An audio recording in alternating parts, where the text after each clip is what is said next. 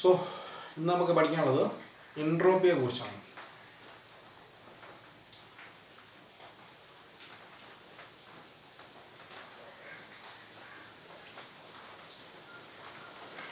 അപ്പോൾ എൻട്രോപ്പിയെ കുറിച്ച് പഠിക്കുമ്പോൾ ടെമ്പറേച്ചർ, പ്രഷർ, വോളിയം തുടങ്ങിയ തെർമോഡൈനാമിക് വേരിയബിൾസ് നമ്മൾ പഠിച്ചിട്ടുണ്ട്. അതുപോലെ ഒരു തെർമോഡൈനാമിക് വേരിയബിളാണ് എൻട്രോപ്പി. ഇതിൻ്റെ മെയിൻ പ്രശ്നം എന്താണെന്ന് ചോദിച്ചു കഴിഞ്ഞാൽ ടെമ്പറേച്ചറോ പ്രഷറോ ഒക്കെ ആകുമ്പോൾ നമുക്കതിനെ സെൻസ് ചെയ്യാൻ പറ്റും. പക്ഷേ എൻട്രോപ്പി നമുക്ക് ഡയറക്റ്റ് സെൻസ് ചെയ്യാൻ പറ്റത്തില്ല. അതുകൊണ്ട് തന്നെ ഇത് ഗോസ്റ്റ്ലി ക്വാണ്ടിറ്റി എന്ന് വിളിക്കാറുണ്ട്. ഇതിന് ഗോസ്റ്റ്ലി ക്വാണ്ടിറ്റി എന്ന് ഡയറക്റ്റ് നമുക്ക് സെൻസ് ചെയ്യാൻ പറ്റാത്തതുകൊണ്ട്.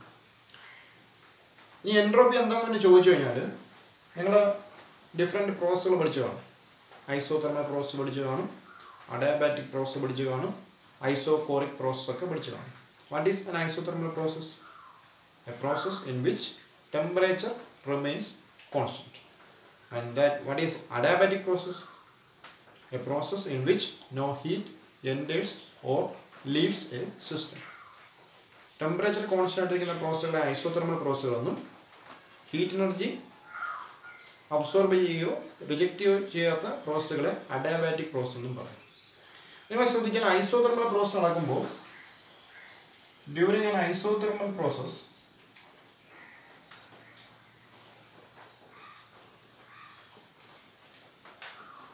temperature remains constant. Likewise, during an adiabatic process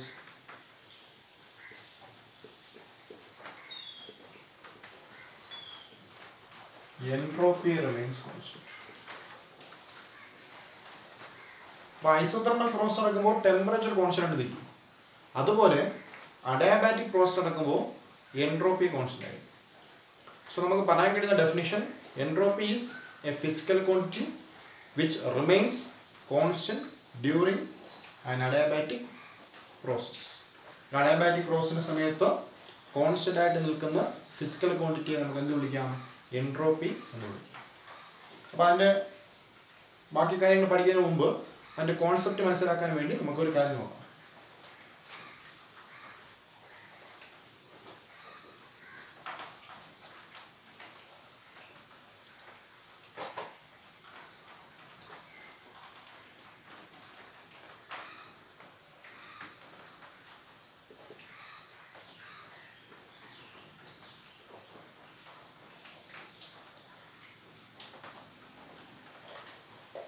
change in entropy. അപ്പോൾ നിങ്ങൾ ഐസോതെർമൽ പ്രോസസ്സും അഡയാബാറ്റിക് പ്രോസസ്സും പഠിച്ചിട്ടുണ്ട്. അപ്പോൾ ഐസോതെർമൽ പ്രോസസ്സിൻ്റെ PV ഡയഗ്രാം അല്ലെങ്കിൽ ഇൻഡിക്കേറ്റർ ഡയഗ്രാം വരയ്ക്കാൻ പഠിച്ചിട്ടുണ്ട്. നമ്മുടെ PV diagram pressure volume curve അല്ലേ. Volume is taken along X axis and pressure is taken along Y axis. എന്നിട്ട് അവിടെ പ്രോസസ് നടക്കുമ്പോൾ ചേഞ്ച് നമ്മൾ എന്ത് ചെയ്യും? ഗ്രാഫ് വരയ്ക്കും. അതിനാണ് നമ്മൾ എന്താ പറയുക? PV ഡയഗ്രാം എന്ന് പറയുക. അപ്പോൾ ഐസോതെർമൽ പ്രോസസ്സിൻ്റെ പ്രഷർ വോളിയം ഗ്രാഫ് വരയ്ക്കാൻ നമ്മൾ പഠിച്ചിട്ടുണ്ട്. അഡയാബാറ്റിക് പ്രോസസ്സിൻ്റെ പ്രഷർ വോളിയം ഗ്രാഫ് വരയ്ക്കാൻ പഠിച്ചിട്ടുണ്ട്. കാരണം ഐസോതെർമൽ പ്രോസസ് നടക്കുമ്പോൾ പ്രഷറും വോളിയവും മാറും, ടെമ്പറേച്ചർ കോൺസ്റ്റന്റ് ആയിരിക്കും. അഡയാബാറ്റിക് പ്രോസസ് നടക്കുമ്പോൾ പ്രഷറും വോളിയവും മാറും, അതോടൊപ്പം ടെമ്പറേച്ചറും മാറും. എന്തായാലും രണ്ട് ആക്സേ ഉള്ളൂ. അപ്പോൾ പ്രഷറും വോളിയത്തിൻ്റെ വേരിയേഷൻ നമ്മളിവിടെ വരച്ച് കാണിക്കുക. അവിടെ നമ്മൾ വേറൊരു കാര്യം കൂടി പഠിച്ചിട്ടുണ്ട്. The slope of adiabatic process is gamma times that of isothermal process or isothermal curve. Adiabatic പ്രോസസ്സിൻ്റെ കർവ് നമ്മൾ വരച്ചാൽ ആ കർവിൻ്റെ സ്ലോപ്പ് ഐസോതെർമൽ പ്രോസസ്സിൻ്റെ കർവിൻ്റെ സ്ലോപ്പിൻ്റെ ഗാമ ടൈംസ് ആയിരിക്കും. എന്ന് പറഞ്ഞാൽ അഡയാബാറ്റിക് പ്രോസസ്സിൻ്റെ കർവ് സ്റ്റീപ്പ് ആയിരിക്കും അല്ലേ. അപ്പോൾ അത് വെച്ച് നമ്മൾ നോക്കുന്നു.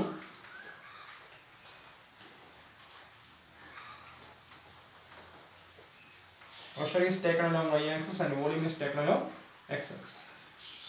നിങ്ങളൊരു സിസ്റ്റം എല്ലാം പരിഗണിക്കുക, എന്തായാലും ഏതെങ്കിലും ഒരു സിസ്റ്റം പരിഗണിക്കുക. അവിടെ ഒരു അഡയാബാറ്റിക് പ്രോസസ് ആണെന്ന് സങ്കല്പിക്കുക. അപ്പോൾ അഡയാബാറ്റിക് പ്രോസസ്സിൻ്റെ കർവ് നമുക്ക് വരയ്ക്കാം. BL എന്ന് പറഞ്ഞാൽ രണ്ടാമത് അതേ സിസ്റ്റമിൻ്റെ വേറെ അഡയാബാറ്റിക് പ്രോസസ് ആണെന്ന് കരുതുക. അപ്പോൾ അതിൻ്റെ കർവ് നമുക്ക് വരയ്ക്കാം.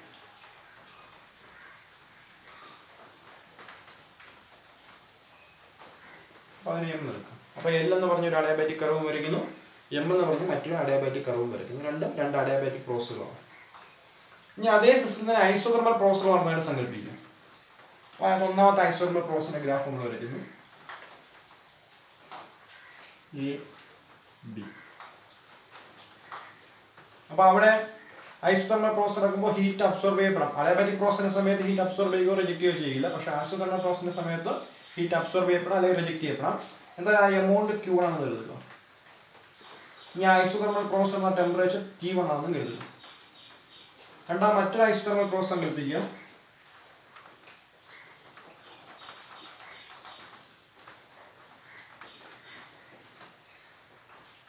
അപ്പോൾ അവിടുത്തെ അബ്സോർബ് ചെയ്യപ്പെട്ടത് അല്ലെങ്കിൽ റിജക്ട് ചെയ്യപ്പെട്ട എമൗണ്ട് Q2 ആണെന്ന് കരുതുക.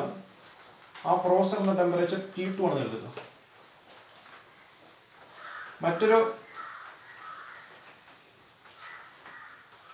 ഐസോതെർമൽ പ്രോസസ്സ് എടുക്കുക. അവിടുത്തെ അബ്സോർബ് ചെയ്യപ്പെട്ട എമൗണ്ട് Q3 ആണെന്ന് കരുതുക. ടെമ്പറേച്ചർ T3 ആണ്. അപ്പോൾ നമ്മൾ ഒരു സിസ്റ്റത്തിനകത്തുള്ള ഡിഫറെൻറ്റ് അഡിയാബാറ്റിക് പ്രോസസ്സുകളും ഐസോതെർമൽ പ്രോസസ്സുകളും എടുക്കുന്നു. അഡിയാബാറ്റിക് പ്രോസസ്സുകളായ എല്ലും എമ്മും, അഡിയാബാറ്റിക് പ്രോസസ്സുകൾ AB, DC. ഒന്നാമത്തെ ഐസോതെർമൽ പ്രോസസ്സറിന്റെ ടെമ്പറേച്ചർ T1, രണ്ടാമത്തത് T2, മൂന്നാമത്തത് T3. ഒന്നാമത്തെ ഐസോതെർമൽ പ്രോസസ്സിന്റെ സമയത്തെ എമൗണ്ട് ഓഫ് ഹീറ്റ് Q1, രണ്ടാമത്തത് Q2, മൂന്നാമത്തത് Q3. എന്നറിയാവുന്ന കാര്യങ്ങളാണ്. അടുത്ത നിങ്ങളിതൊന്ന് നോക്കി. A, B, C, D. ഈ ABCD എന്ന് പറഞ്ഞ കർവ് നിങ്ങളൊന്ന് കൺസിഡർ ചെയ്യും. ABCD എന്ന് പറഞ്ഞ കർവ് എടുത്താൽ അതൊരു കാർനോട്ട് സൈക്കിളാണ്. ഒരു കാർനോട്ട് സൈക്കിൾ അല്ലേ? Isothermal process, adiabatic process, isothermal process, adiabatic process. അപ്പോൾ അതിനെ ഐസോതെർമൽ എക്സ്പാൻഷൻ ആണ് സങ്കല്പിക്കാം. ഇത് adiabatic expansion, isothermal compression, adiabatic compression. അപ്പോൾ അതൊരു കാർനോട്ട് സൈക്കിളാണ്. സോ കൺസിഡർ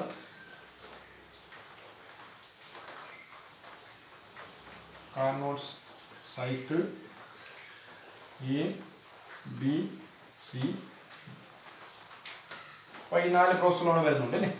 അപ്പോൾ അവിടുത്തെ എഫിഷ്യൻസി നമ്മൾ പഠിച്ചിട്ടുണ്ട്. ഈറ്റ ഈസ് ഈക്വൽ ടു, അപ്പോൾ ഇതവിടുത്തെ ഐസോതെർമൽ എക്സ്പാൻഷൻ. അപ്പോൾ Q1 എന്തായിരിക്കും? സോഴ്സിൽ നിന്ന് അബ്സോർബ് ചെയ്ത എമൗണ്ട് ആയിരിക്കും T1 ടെമ്പറേച്ചർ. Q2 എന്തായിരിക്കും? സിങ്കിലേക്ക് റിജക്ട് ചെയ്ത എമൗണ്ട് ആയിരിക്കും T2 ടെമ്പറേച്ചർ. സോ ഈറ്റ ഈസ് ഈക്വൽ ടു സോഴ്സിൽ നിന്ന് അബ്സോർബ് ചെയ്തത് മൈനസ് സിങ്കിലേക്ക് റിജക്ട് ചെയ്തത്. അപ്പോഴേ നമുക്ക് നെറ്റ് കണ്ടുപിടിക്കാൻ കിട്ടും. By Q1 is equal to Q1 കൊണ്ട് 2 divider 1. Q1 by Q1 1 minus Q2 by Q1. ഇത് എന്തിനേക്കാൾ നമ്മൾ പഠിച്ചിട്ടുണ്ടോ?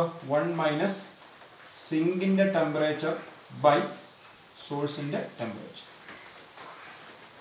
അപ്പോൾ ഞാൻ മാറ്റിയാൽ 1 minus Q2 by Q1 equal to 1 minus T2 by T1.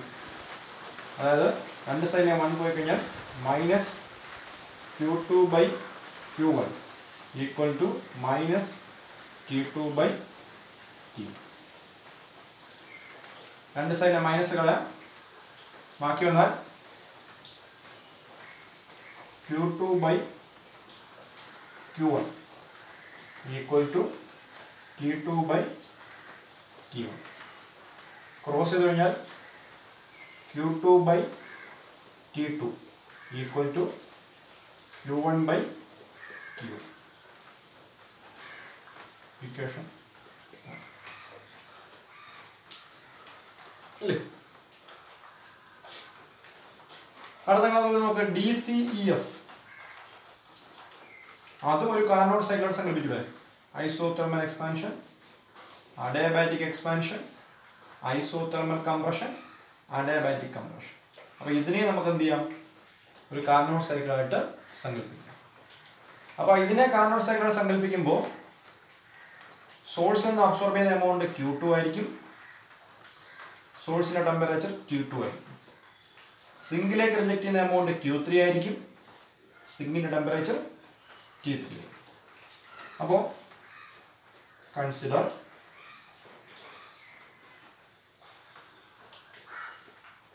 Carnot cycle DCEF.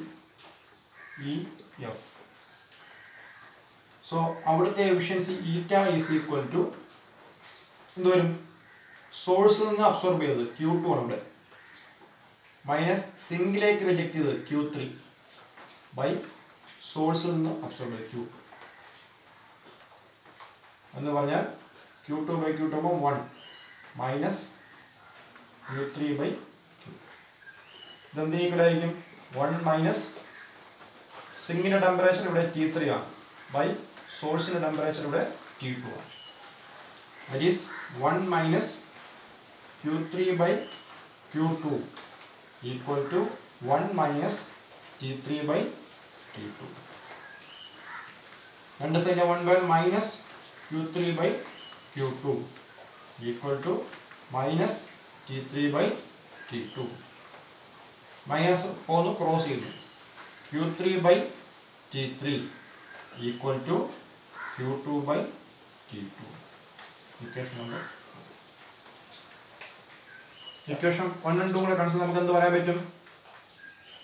Q1 by T1 equal to Q2 by T2 equal to Q3 by T3 equal to etc. equal to constant. ശരി, അല്ലെങ്കിൽ Q by T is equal to constant. ഇതാണ് നമുക്ക് കിട്ടുന്ന കാര്യം. എന്തായിരുന്നു Q1 by T1? T1 എന്ന് പറഞ്ഞ ടെമ്പറേച്ചറിൽ അബ്സോർബ് ചെയ്ത എമൗണ്ട് ആണ് Q1. Q2 by T3 sorry Q2 by T2. Q2 by T2 T2 എന്ന് പറഞ്ഞ ടെമ്പറേച്ചറിൽ അബ്സോർബ് ചെയ്ത എമൗണ്ട് ആണ് Q2, അല്ലെങ്കിൽ റിജക്ട് ചെയ്ത എമൗണ്ട് എന്നും പറയും. ഈ സൈക്കിൾ പരിഗണിക്കുമ്പോൾ റിജക്ട് ചെയ്തത്, ഈ സൈക്കിൾ പരിഗണിക്കുമ്പോൾ അബ്സോർബ് ചെയ്തത്. അതുപോലെ Q3 by T3 എന്ന് പറഞ്ഞാൽ T3 എന്ന് പറഞ്ഞ ടെമ്പറേച്ചറിൽ അബ്സോർബ് ചെയ്ത എമൗണ്ട് അല്ലെങ്കിൽ റിജക്ട് ചെയ്ത എമൗണ്ട്. അപ്പോൾ ഒരു പർട്ടിക്കുലർ ടെമ്പറേച്ചറിൽ അബ്സോർബ് ചെയ്ത എമൗണ്ട് അല്ലെങ്കിൽ റിജക്ട് ചെയ്ത എമൗണ്ട് അതെന്തായിരിക്കും? കോൺസ്റ്റന്റ് ആയിരിക്കും. അല്ലെങ്കിൽ Q by T is equal. അപ്പോൾ Q നമുക്ക് എന്ത് സങ്കല്പിക്കാം? Heat absorb or rejected at A temperature T. T എന്ന് പറഞ്ഞ ടെമ്പറേച്ചറിൽ അബ്സോർബ് ചെയ്യുന്ന എമൗണ്ട് അല്ലെങ്കിൽ റിജക്ട് ചെയ്യുന്ന എമൗണ്ട് എന്തായിരിക്കും? കോൺസ്റ്റന്റ് ആയിരിക്കും. ഞാൻ അല്പം കൂടെ നമുക്ക് പറഞ്ഞാൽ ഇത്രയും ഉണ്ടല്ലോ. അപ്പോൾ തൊട്ടടുത്ത പോയിന്റ് എടുത്തു കഴിഞ്ഞാൽ ഇത്രയും എടുത്തു കഴിഞ്ഞാൽ ഈ Q1 എന്നുള്ളത് നമുക്ക് അതിൻ്റെ ഡെൽറ്റ Q എഴുതാം. അപ്പോൾ ആ delta Q by T is equal to constant.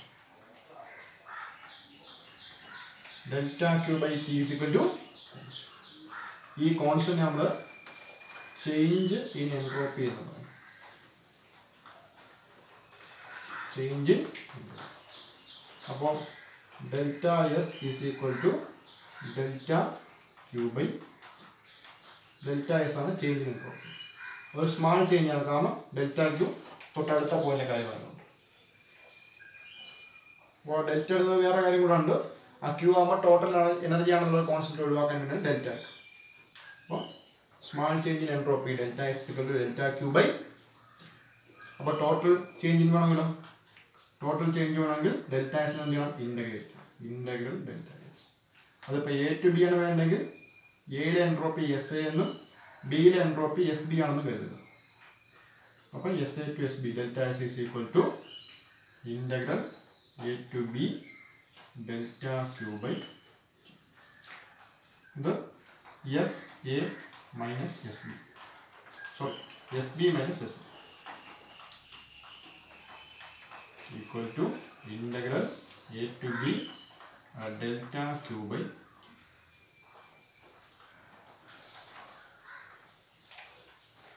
അപ്പോൾ ഇവിടെ മനസ്സിലാക്കാനുള്ള ഒരു കാര്യം, നമുക്ക് എൻട്രോപ്പി കിട്ടില്ല, എൻട്രോപ്പിയുടെ കറക്റ്റ് വാല്യൂ കിട്ടത്തില്ല, ചേഞ്ച് മാത്രമേ കണ്ടുപിടിക്കാൻ പറ്റൂ.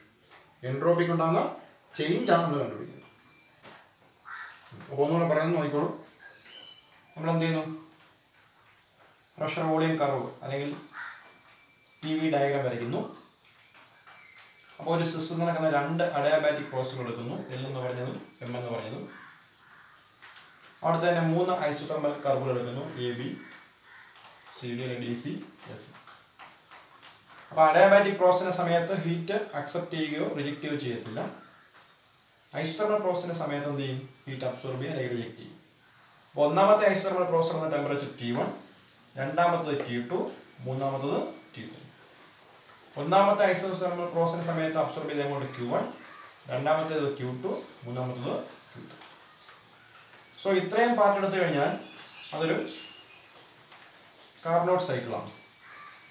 Isothermal expansion, adiabatic expansion, isothermal compression, adiabatic compression.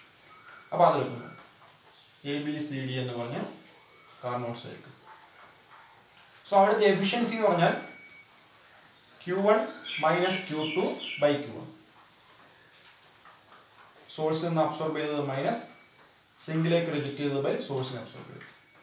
അപ്പോൾ ഇത് 1 മൈനസ് Q2 ബൈ Q1 ആണ്. ഇത് നമ്മൾ പ്രൂവ് ചെയ്തിട്ടുണ്ട്. കാർനോട്ട് എഞ്ചിൻ്റെ കേസിൽ 1 മൈനസ് T2 ബൈ T1 ആയിരുന്നു. T2 സിങ്കിൻ്റെ temperature, T1 സോഴ്സിൻ്റെ temperature. അപ്പോൾ 1 minus Q2 by Q1 is equal to 1 minus T2 by T1. രണ്ട് സൈഡിലെ മൈനസ് 1 കളയുമ്പോൾ ബാക്കി minus Q2 by Q1 is equal to minus Q2 by T1. അവിടെ നിന്ന് Q2 by Q1 is equal to Q2 by T1. Q2 by T2 is equal to Q1 by T1 എന്ന് പറഞ്ഞാൽ T1 ടെമ്പറേച്ചറിൽ absorb ചെയ്ത amount Q1, T2 ടെമ്പറേച്ചറിൽ absorb ചെയ്ത amount reject ചെയ്ത amount Q2. അതിൻ്റെ റേഷ്യോ സെയിം ആണ്. T1 ടെമ്പറേച്ചറിൽ അബ്സോർബ് ചെയ്തതും T2 ടെമ്പറേച്ചറിൽ റിജക്ട് ചെയ്തതും ആ റേഷ്യോ സെയിം ആണ്. അപ്പോൾ അടുത്ത കാർനോട്ട് സൈക്കിൾ എടുക്കുന്നു DCEF. DCF അപ്പോൾ DC isothermal expansion, CE adiabatic expansion, EF isothermal compression, FD adiabatic compression. ഇവിടെ സോഴ്സിൻ്റെ ടെമ്പറേച്ചർ T2, സിങ്കിൻ്റെ ടെമ്പറേച്ചർ T3, സോഴ്സിന് അബ്സോർബ് ചെയ്യുന്ന എമൗണ്ട് Q2, സിങ്കിലേക്ക് റിജക്ട് ചെയ്യുന്ന എമൗണ്ട് Q3. സോ ഇവിടുത്തെ കേസിൽ എഫിഷ്യൻസി Q2 ആണ് സോഴ്സിൻ്റെ, Q2 minus Q3 by Q2. ഇത് 1 minus Q3 by Q2 ആവും.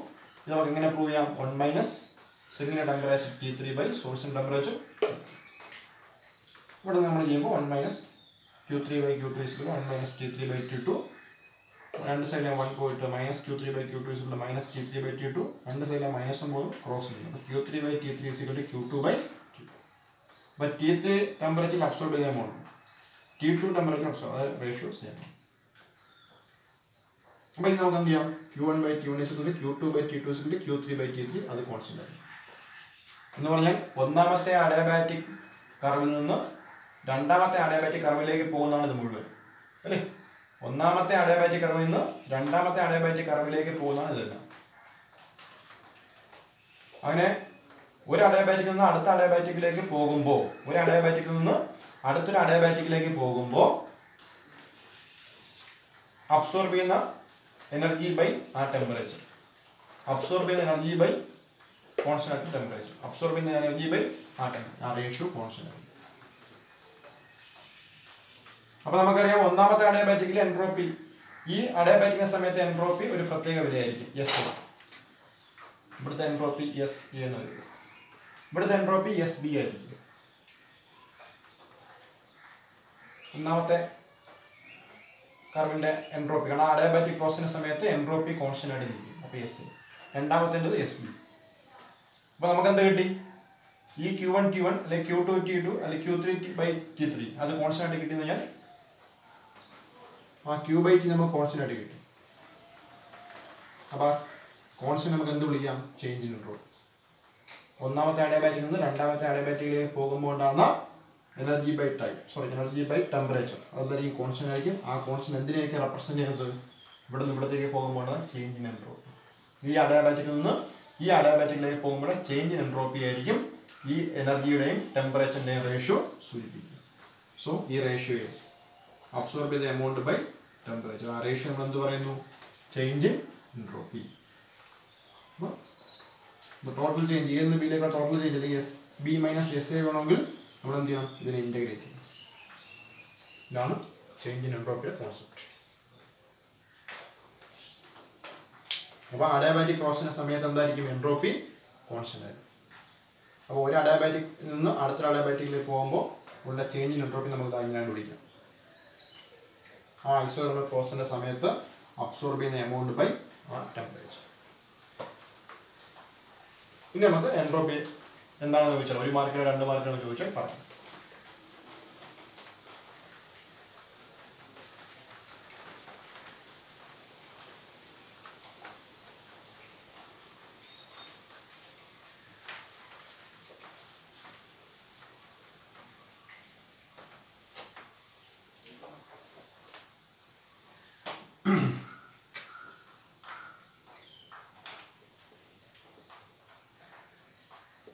അപ്പോൾ ആദ്യം നമുക്ക് പറയാൻ പറ്റുന്ന statement, entropy is a physical quantity which remain constant during and adiabatic process. ഒരു അഡിയാബാറ്റിക് പ്രോസസ്സിന്റെ സമയത്ത് കോൺസ്റ്റന്റ് ആയിട്ട് നിൽക്കുന്ന ഫിസിക്കൽ ക്വാണ്ടിറ്റിയെ പറയുന്ന പേരാണ് എന്ത്? എൻട്രോപ്പി. അപ്പോൾ നമുക്ക് ആ ചേഞ്ച് ഇൻ എൻട്രോപ്പി എങ്ങനെ ചെയ്യാം? Change in entropy equal to delta Q by small change in entropy. Total change integrate ചെയ്യണം. Small change in entropy equal to delta Q by, അതുകൊണ്ട് തന്നെ ഇതിൻ്റെ യൂണിറ്റ് എന്ത് വരും? എനർജി അതുകൊണ്ട് ജൂൾ, ടെമ്പറേച്ചർ ആകുമ്പോൾ കെൽവിൻ, ജൂൾ പെർ കെൽവിൻ. ഇനി entropy നമ്മൾ രണ്ട് ടൈപ്പ് വേരിയബിൾ പഠിച്ചിട്ടുണ്ട്, ഇൻറ്റൻസീവും എക്സ്റ്റൻസീവും. അത് എന്ത് വേരിയബിൾ ആയിരിക്കും? എക്സ്റ്റൻസീവ് വേരിയബിൾ ആയിരിക്കും.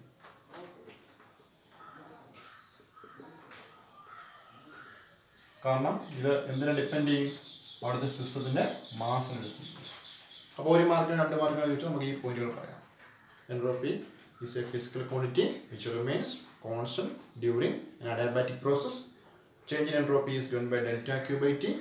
Its unit is given by joule per Kelvin, and since it depends on the mass of the system, it is an extensive variable. Okay.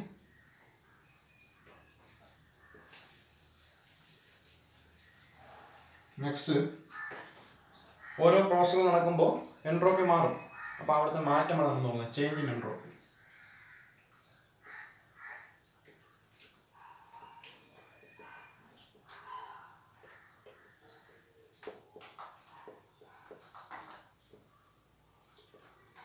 First, during an adiabatic process.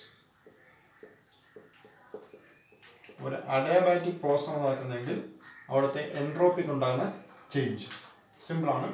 V have delta S equal to delta Q by delta means change. But in the case of an adiabatic process, no heat enters or leaves the system, hence delta Q, the heat energy absorbed or released is 0. Therefore we can write delta S equal to 0. That means change in entropy is 0. Adiabatic process നടക്കുമ്പോൾ എൻട്രോപ്പിക്ക് ഉണ്ടാകുന്ന change 0. എൻട്രോപ്പിക്ക് ഉണ്ടാകുന്ന change 0 change ഇല്ല. Change ഇല്ലെങ്കിൽ constant ആണ്, same ആയിട്ട് നിൽക്കുന്നത്. Therefore that is entropy remains same. Entropy remains same. Process തുടങ്ങുന്നതിന് മുമ്പ് എന്തുമാത്രം എൻട്രോപ്പിയാണോ സിസ്റ്റത്തിൽ ഉണ്ടായിരുന്നതോ അത്രയും തന്നെയായിരിക്കും പ്രോസസ്സിന് ശേഷം. ഏത് പ്രോസസ്സിന് ശേഷം? അഡിയാബാറ്റിക് പ്രോസസ്സിന് ശേഷം. അപ്പോൾ അഡിയാബാറ്റിക് പ്രോസസ് നടക്കുന്നതിന് മുമ്പ് അവിടുത്തെ സിസ്റ്റത്തിന് എത്രമാത്രം എൻട്രോപ്പി ഉണ്ടായിരുന്നോ അത് തന്നെയായിരിക്കും അഡിയാബാറ്റിക് പ്രോസസ് നടന്നു കഴിഞ്ഞതിന് ശേഷം. അതുകൊണ്ട് എൻട്രോപ്പി കോൺസ്റ്റന്റ് ആയിട്ട് നിൽക്കുന്നത് കൊണ്ട് അഡിയാബാറ്റിക് പ്രോസസ്സിനെ ഐസെൻട്രോപിക് പ്രോസസ് എന്നും പറയും. Adiabatic process is also called isentropic process because entropy remains constant during an adiabatic process. അപ്പോൾ ഇത് നോക്കാം.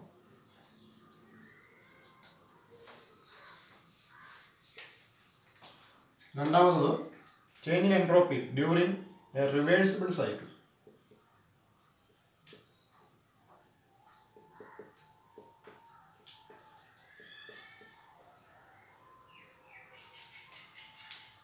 Change in entropy during A reversible cycle. Reversible സൈക്കിളിൻ്റെ സമയത്ത് എൻട്രോപ്പി ചേഞ്ച് എങ്ങനെയാണ് നോക്കാം.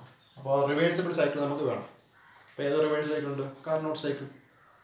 കാർനോട്ട് സൈക്കിൾ നമ്മൾ പഠിച്ചു കഴിഞ്ഞാൽ കാർനോട്ട് സൈക്കിൾ എന്താണ്? ഒരു റിവേഴ്സിബിൾ പ്രോസസ് ആണ്. കാർനോട്ട് എഞ്ചിൻ ഒരു റിവേഴ്സിബിൾ എഞ്ചിനാണല്ലോ. അപ്പോൾ അത് തന്നെ നമുക്ക് എടുക്കാം. അപ്പോൾ അതിൻ്റെ PV ഡയഗ്രാം വരയ്ക്കും.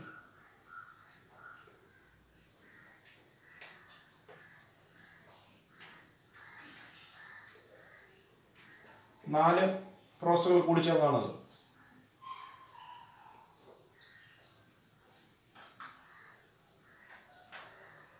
അല്ലേ? A, B, C, D. AB represents isothermal expansion. BC represents adiabatic expansion. CD isothermal compression. DA adiabatic compression. AB യുടെ സമയത്ത് P1 T1 P1 V1 T1 to P2 V2 T1 pressure മാറും, volume മാറും, temperature constant നിൽക്കും. Q1 amount absorb ചെയ്യും, temperature T1. BCയുടെ സമയത്ത് P2 V2 T1 അത് P3 V3 T2 മൂന്ന് മാറും. P1 പ്രഷർ P2 നിന്ന് P3 ആവും, വോളിയം മാറും, ടെമ്പറേച്ചർ മാറും. ഇനി CD ആകുമ്പോൾ ഐസോതെർമൽ കംപ്രഷൻ ആണ്, ടെമ്പറേച്ചർ കോൺസ്റ്റന്റ് നിൽക്കും, എനർജി റിലീസ് ചെയ്യാൻ സിങ്കിലേക്ക്. ഇവിടെ ഇത് മൂന്നും മാറും, ഇനീഷ്യൽ സ്റ്റേറ്റിലേക്ക് റിട്ടേൺ ചെയ്യും. ഡിയുടെ സമയത്ത് ഇത് നമുക്കറിയാം. അപ്പോൾ നമ്മൾ എന്ത് ചെയ്യുന്നു, ഒന്നാമത്തെ എടുക്കുന്നു isothermal expansion AB. നമുക്ക് വേണ്ടത് ഈ ഫുൾ സൈക്കിളിലെ ചേഞ്ച് ഇൻ എൻട്രോപ്പിയാണ് വേണ്ടത്. ഇത് ഫുൾ ആകുമ്പോൾ A B C D Aയിലേക്ക് എത്തുമ്പോൾ ചേഞ്ച് ഇൻ എൻട്രോപ്പിയാണ് വേണ്ടത്. നമ്മൾ നാലായിട്ട് ചെയ്യുന്നു. A ബിയുടെ സമയത്തുള്ള ചേഞ്ച്, B സിയുടെ സമയത്തുള്ള ചേഞ്ച്, C ഡിയുടെ സമയത്തുള്ള ചേഞ്ച്, D യുടെ സമയത്തുള്ള ചേഞ്ച്. സോ ഫസ്റ്റ് ഐസോതെർമൽ എക്സ്പാൻഷൻ്റെ സമയത്തുള്ള. അപ്പോൾ DS ഒരു സ്മാൾ ചേഞ്ച് ആണ് അല്ലേ, തൊട്ടടുത്ത പോയിന്റിലേക്കുള്ള, ഈ പോയിന്റിൽ നിന്ന് അടുത്ത പോയിന്റിലേക്കുള്ള സ്മാൾ ചേഞ്ച്. നമുക്ക് വേണ്ടി ടോട്ടൽ ആകുമ്പോൾ അതിന് ഇൻ്റഗ്രേറ്റ് ചെയ്യണം. Delta DS A to B equal എന്ത് വരും, ഇതൊന്നും ഇതിലേക്കുള്ളതല്ലേ, അങ്ങനെ വരും. പഠിച്ചു കഴിഞ്ഞു. അബ്സോർബ് ചെയ്യുന്ന എമൗണ്ട് ബൈ ടെമ്പറേച്ചർ, അബ്സോർബ് ചെയ്യുന്ന amount Q1 by temperature T1. Equation integrate ഒന്നും ചെയ്യേണ്ട ആവശ്യമില്ല ഇവിടെ, കാരണം എന്താണ്, ഡയറക്റ്റ് ഉണ്ട്. ടോട്ടൽ എമൗണ്ട് നമുക്കറിയാം, കോൺസ്റ്റന്റ് ആവും, അല്ലെങ്കിൽ integral DQ by T1 T1 constant പുറത്തെടുക്കാം, ബാക്കി ഇൻ്റഗ്രൽ DQ വരെ Q1 എടുക്കാം. ഇവിടെ കിട്ടിയുള്ളൂ. അപ്പോൾ ഇതാണ് ഐസോതെർമൽ എക്സ്പാൻഷൻ സമയത്ത്. അടുത്ത നമുക്ക് എന്ത് ചെയ്യാം, അഡിയാബാറ്റിക് എക്സ്പാൻഷൻ.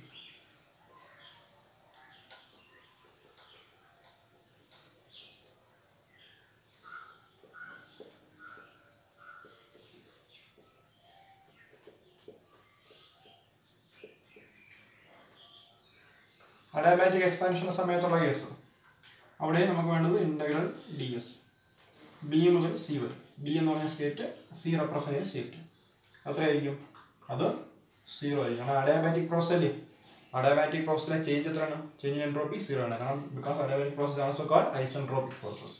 സോ ഇത് 0 ആണ്. Then third one, adiabatic expansion കഴിഞ്ഞു, അടുത്ത ഐസോതെർമൽ കംപ്രഷൻ.